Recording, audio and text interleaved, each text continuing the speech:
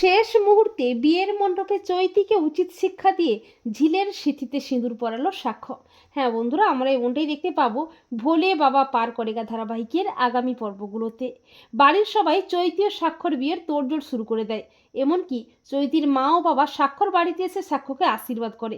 আর ঝিলও সাক্ষ্যর বাড়িতে আসে তার মা ও দিদির সাথে রান্নাবান্নার কাজে সাহায্য করার জন্যে।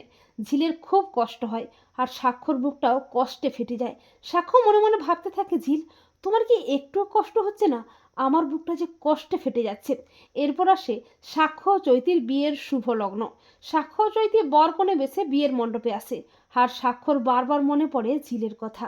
অপরদিকে ঝিল বুকে একরাশ কষ্ট ও যন্ত্রণা নিয়ে ব্যাঙ্গালোরে যাওয়ার জন্য বেরিয়ে পড়ে। অপরদিকে ঝিলের মা ও দিদি সাক্ষ্যর বাড়িতে আসে। আর ঝিল না আসায় অস্থির হয়ে পড়ে সাক্ষ্য। সাক্ষ্য ঝিলের মাকে বলে, ঝিল এলো না কেন? ওর বয়ফ্রেন্ড বুঝি ওকে এখানে আসতে বারণ করেছে?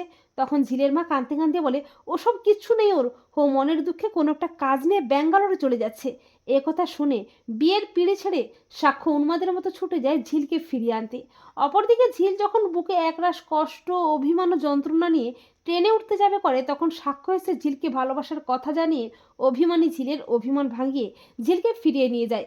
অপরদিকে সাক্ষ্য বাড়ি ফিরে না আসায় চৈতি প্রচণ্ড খেপে যায়। বাড়ির সবাই তো অস্থির হয়ে ওঠে। ঠাকুরমশাই বলে, লগ্ন যে বয়ে যাচ্ছে, পাত্র তো এখনো আসছে না, বিয়েটা কি তবে হবে না? আর ঠিক তখনই সাক্ষ্য এসে চিৎকার করে বলে, বিয়ে হবে ঠাকুরমশাই। চৈতি বলে, সাক্ষ্য তুমি এসেছো? তুমি এভাবে বিয়ের মণ্ডপ ছেড়ে চলে গেলে শুধুমাত্র এই বস্তির মেয়েটার জন্যে? এটা কিন্তু তুমি ঠিক করনি সাক্ষ্য, চলো দেরি হয়ে যাচ্ছে। তখন সাক্ষ্য বলে, দাঁড়াও চৈতি, বিয়েটা আমি করব, তবে আমি যাকে ভালোবাসি তাকেই বিয়েটা করব।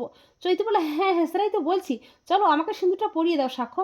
সাক্ষ্য বলে, না চৈতি, আমি ঝিলকে ভালোবাসি, তাই এই মণ্ডপে আমি ঝিলকে বিয়ে করব। একথা শুনে সবাই চমকে ওঠে। চৈতির থোঁতা মুখটা একেবারে ভোঁতা হয়ে যায়। এরপর সাক্ষ্য ঝিলকে সবার সামনে এনে ঝিলের সিঁথিতে সিঁদুর পরিয়ে স্ত্রীর মর্যাদা দেয়। আর এই দৃশ্য দেখে সবাই চমকে ওঠে।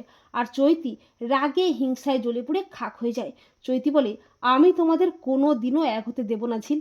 তো বন্ধুরা, তোমরাও এটাই চাও তো যে শেষ মুহূর্তে বিয়ের মণ্ডপে চৈতিকে উচিত শিক্ষা দিয়ে ঝিলের স্মৃতিতে যেন সিঁদুর পরিয়ে দেয় সাক্ষ্য? কমেন্ট করে এক্ষুনি জানিয়ে দাও তোমাদের মতামতটি।